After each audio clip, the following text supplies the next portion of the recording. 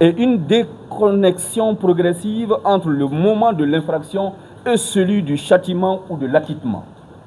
En confiant désormais le jugement des crimes aux chambres criminelles des tribunaux de grande instance, le législateur malien fait le choix de la proximité, de la continuité et de la célérité.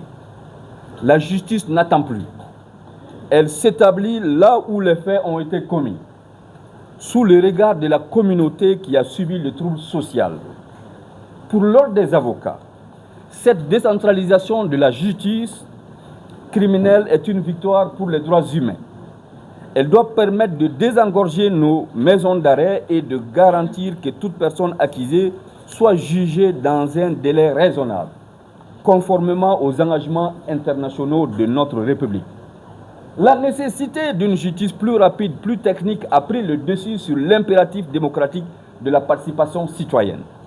Autant dire que le regard des citoyens est encore plus rigoureux sur notre travail. Dès lors, faisons en sorte que la distance ne soit pas assez grande entre le peuple et l'institution judiciaire. En ce temps du tribunal médiatique, on aura fini de juger avant que l'affaire ne quitte même l'enquête préliminaire.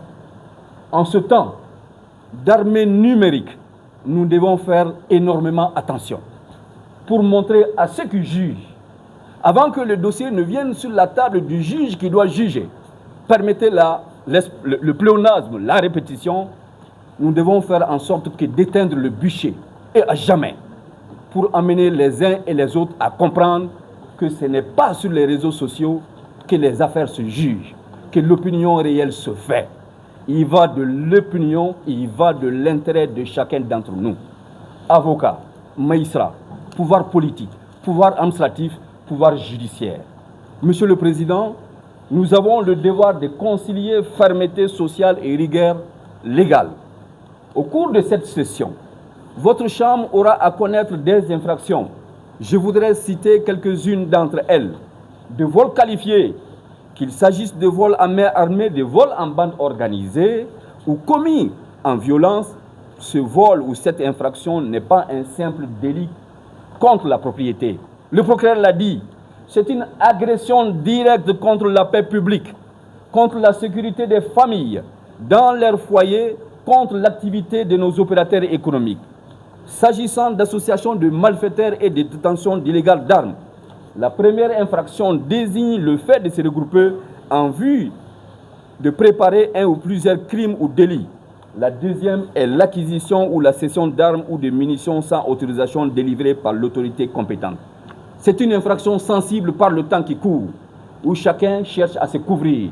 Chacun s'interroge sur la capacité de l'État. Or, c'est à lui et à lui seulement que revient le devoir de donner à qui mérite une arme.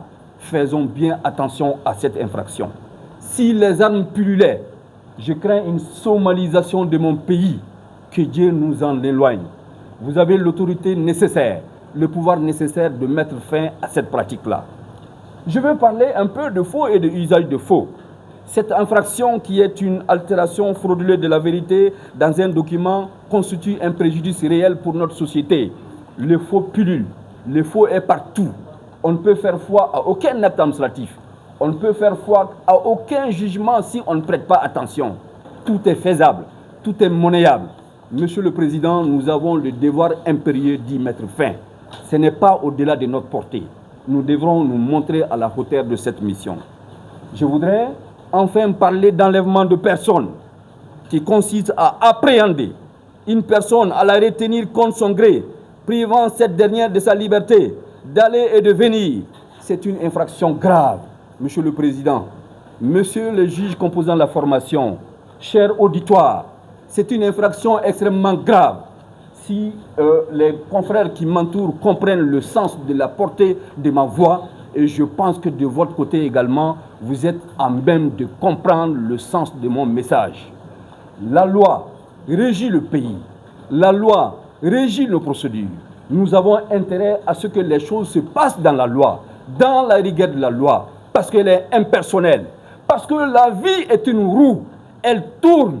Nous avons intérêt en ce que nous sommes des acteurs de la justice, en ce que nous puissions dire les uns vis-à-vis des autres ce que nous pensons de la réalité. Et en prenant la parole, c'est ce message que je voudrais porter. Je ne jette l'anathème sur personne. Chacun est dans son rôle. Le barreau, en s'élevant contre certaines infractions, est dans son rôle majeur. Nous avons été flétris en disant que nous faisons du n'importe quoi au profit de n'importe qui existerait dans notre corporation. Ce n'est pas le cas. Ce n'est pas le barreau qui a voté des textes de loi. Les textes de loi ont été votés par des hommes suffisamment sages qui ne savaient pas à l'avance ce qui va se passer le lendemain. Donc c'est pour couvrir tout le monde. Je demande que simplement l'application de la loi et la rigueur totale de la loi. Dans ce contexte de transition, de reconstruction nationale que traverse le Mali, garantir la sécurité des personnes et de leurs biens est une priorité absolue pour tout le monde, pour les autorités politiques, pour les autorités administratives, pour les chefs de famille, pour les autorités communales, pour les chefs de quartier, pour les chefs de village, pour les chefs de fraction. Nous n'avons que le Mali en partage. Beaucoup disent que le Mali appartient à nous tous. Je dis le contraire. Nous appartenons tous au Mali pour dire que le Mali est au-dessus de nous tous. Nos populations ont soif de sécurité. Elles attendent de l'État et donc de la justice des signaux clairs de fermeté et d'application correcte de la loi.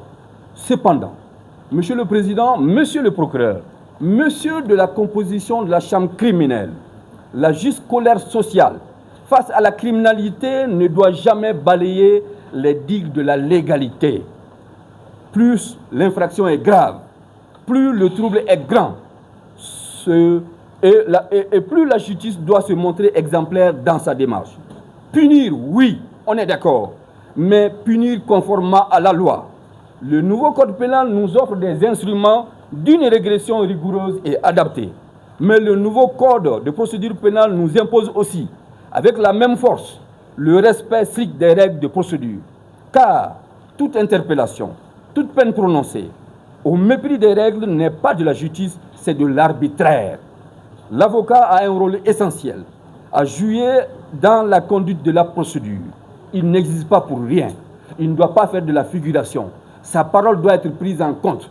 Sa parole a une portée. Il mesure sa parole. Il est sous serment. Il est modéré. Mais quand il dit d'un ton franc et sincère, on doit être regardant vis-à-vis de ses propos. Il va de l'intérêt de nous tous. Monsieur le Président, ces alertes ne doivent pas être ignorées, particulièrement pendant ces périodes que nous traversons, particulièrement pendant cette période que le barreau traverse, particulièrement pendant cette période que le bâtonnier traverse. Et c'est en cela que réside la mission sacrée du barreau, que nous allons assumer, sans démagogie, mais que dans l'intérêt de notre pays. Nous n'en avons pas deux majoritairement. Personnellement, je n'en veux pas deux. On me l'offrirait sur un plateau d'or. Je n'en voudrais pas. Que le Mali prospère ou pas, je serai là. Mon tombeau, c'est là. Par ma voix, les avocats du Mali réaffirment leur attachement profond à notre pays, le Mali, et appellent respectueusement à sa construction que par le droit. C'est pourquoi, devant cette chambre criminelle, les avocats ne seront pas des spectateurs, ni des obstacles à la manifestation de la vérité. Ils seront, comme ils l'ont toujours été, des acteurs indispensables à l'équilibre du procès. Il n'y a pas de justice crédible sans une défense forte. Quelle que soit la gravité des charges pesant sur les accusés qui défileront par devant vous, ils ont le droit à la présence.